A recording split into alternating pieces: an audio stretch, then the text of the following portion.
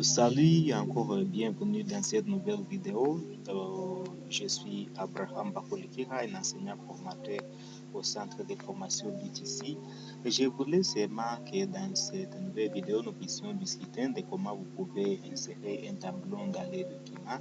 Et pour insérer le tableau dans les documents, la première procédure, c'est de se rendre dans le menu Insertion. En cliquant dans le menu Insertion, vous allez arriver ici où on parle de tableau. Sur l'onglet tableau, vous allez choisir soit vous sélectionnez ces cases que vous voyez là-bas. En allant vers la gauche, vous insérez des colonnes. En descendant vers le bas comme ça, vous insérez des lignes. Alors, je vais m'arrêter par là.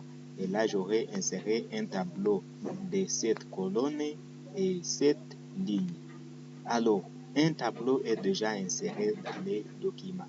Si je ne vais pas passer par cette procédure, je peux cliquer à l'extérieur et j'essaie de cliquer sur la touche entrée pour laisser un peu de distance.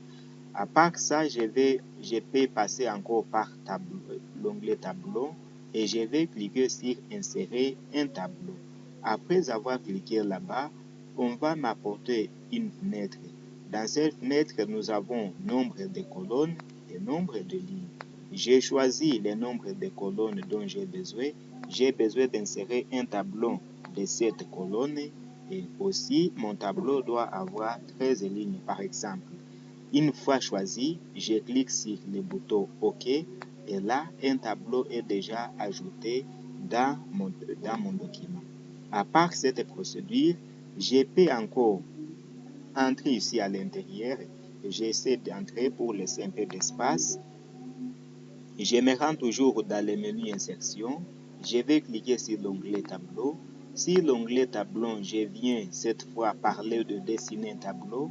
Je vais cliquer sur Dessiner un tableau. On m'apporte un crayon. Je vais pointer dans la marge là-bas. Je tire vers la droite tout en appuyant la touche gauche de ma souris. Je vais lâcher. Je vais essayer d'insérer des lignes. Je pointe là, je tiens le bouton, je tire vers la droite, je lâche, ça c'est une ligne. Je pointe, je tiens, deuxième ligne. Je pointe, je tire, troisième ligne. Je peux continuer jusqu'à l'infini. Pour insérer des colonnes, je vais seulement me pointer où je souhaite.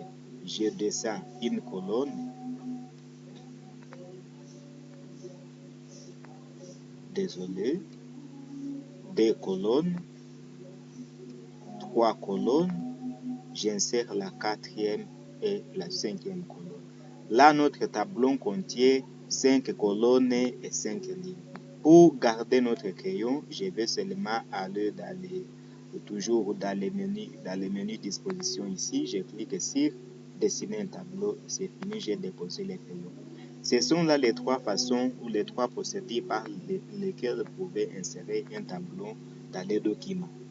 Et là, lorsque le tableau est inséré dans les documents, il doit apparaître avec deux menus principaux, je m'excuse.